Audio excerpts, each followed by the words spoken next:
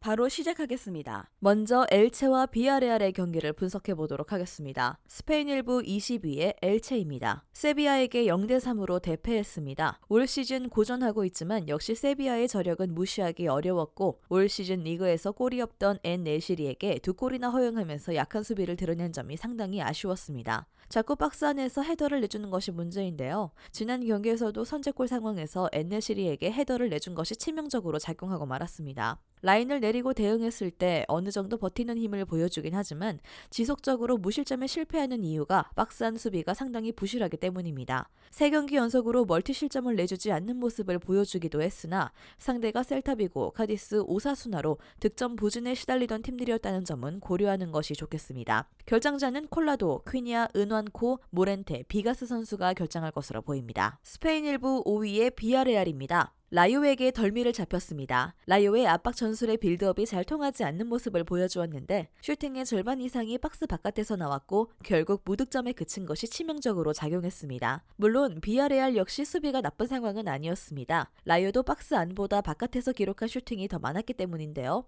세티엔 감독이 지휘봉을 잡은 이후 계속 본인들이 소유권을 잡으려고 노력하고 있어 공을 가지지 않은 상황에서의 압박 능력을 중시하고 있는 상태입니다. 이를 바탕으로 리그에서 레알 마드리드를 중원 싸움에서 압도하는 등 수비에서의 위기를 미연에 방지하고 공격으로 이어가는 플랜에 탄력을 받게 되었습니다. 결장자는 페드라사, 로셀소, 포이스, 잭슨 선수가 결장할 것으로 보입니다. 세티엔 감독 부임 이후 소유권 확보 능력은 확실히 나아진 모습이고 모레노의 복귀 이후 공격과 전개 작업에 탄력이 꽤 붙은 상태입니다.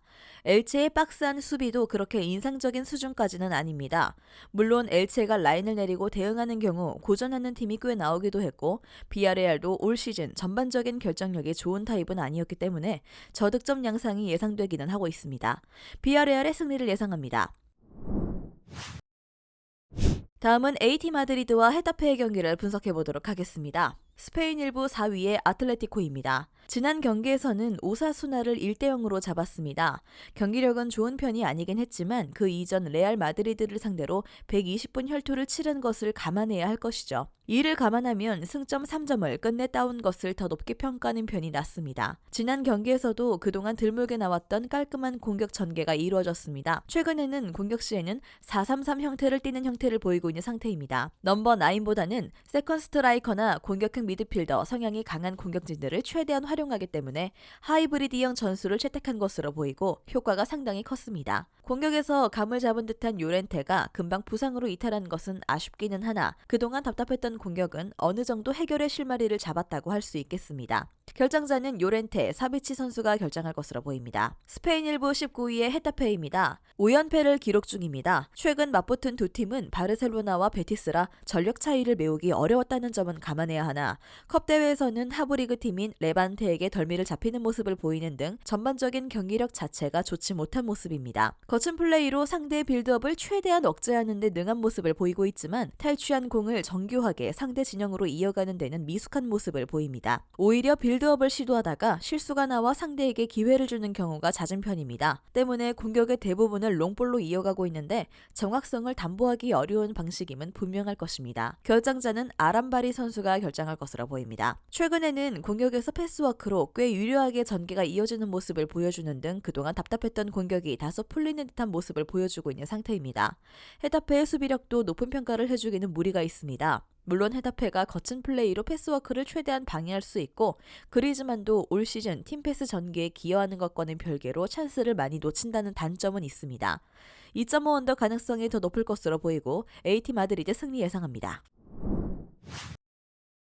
마지막으로 레알 베티스와 셀타비고의 경기를 분석해 보도록 하겠습니다. 스페인 1부 6위의 레알 베티스입니다. 바르셀로나에게 패하면서 기복 있는 경기력을 보여주고 있습니다. 스코어는 2대1로 꽤 대등했으나 베티스의 한 골은 상대 선수인 쿤데가 기록한 자책골이라 사실상 베티스가 기록한 골은 없다고 봐도 무방했습니다. 주중 경기까지 있었던 터라 베티스의 단점인 기동성 저하는 더 심화될 가능성이 높습니다. 페이그리니 감독이 로테이션을 꽤 자주 돌리는 성향이긴 하지만 라요가 승점 2점 차이로 좁힌 상황이라 로테이션을 가동할 여유로운 상황은 아닙니다. 셀타비고가 라인을 낮추고 페키르의 공 전개를 지연시키기만 해도 수비벽을 쌓을 시간을 충분히 벌 수 있을 것으로 보입니다. 결장자는 페레즈, 크루즈, 카르발류 선수가 결장할 것으로 보입니다. 스페인 1부 16위의 셀타비고입니다. 빌바오를 1대0으로 잡아내고 꾸준히 수비적인 강점을 유지하고 있습니다. 올 시즌 기동력 있는 역습을 보여주고 있는 빌바오를 기대 득점 0점대로 묶었으며 슈팅도 5개밖에 내주지 않는 철통 수비를 선보였습니다. 참고로 최근 셀타비고는 5경기 동안 90분 내에 멀티 실점을 허용한 적이 없습니다. 셀타비고의 수비 비법은 압박의 강도를 내린 것인데 감독이 바뀌기 전까지만 해도 전방부터 압박을 하면서 체력적인 문제와 뒷공간 문제를 노출했는데 지금은 하프라인 부근에서 라인을 잡고 상대가 자기 진영에 넘어오는 것만 견제합니다. 역습에 쓸 기동력을 봉쇄하고 볼 소유권을 넘기되 결정적인 찬스는 내주지 않는 플랜이 모두 가능한 상태라고 할 수 있겠습니다. 결정자 없습니다. 셀타비고도 최근에는 저득점 양상을 많이 만드는 수비적인 태세로 나서고 있고 베티스도 공격과는 별개로 수비적인 성과 자체는 뚜렷한 편입니다. 베티스 3선에 카르발류가 사라진 것이 다소 아쉽긴 하나 셀타비고의 아스파스 정도만 견제하면 베티스도 쉽게 무너지진 않을 것입니다.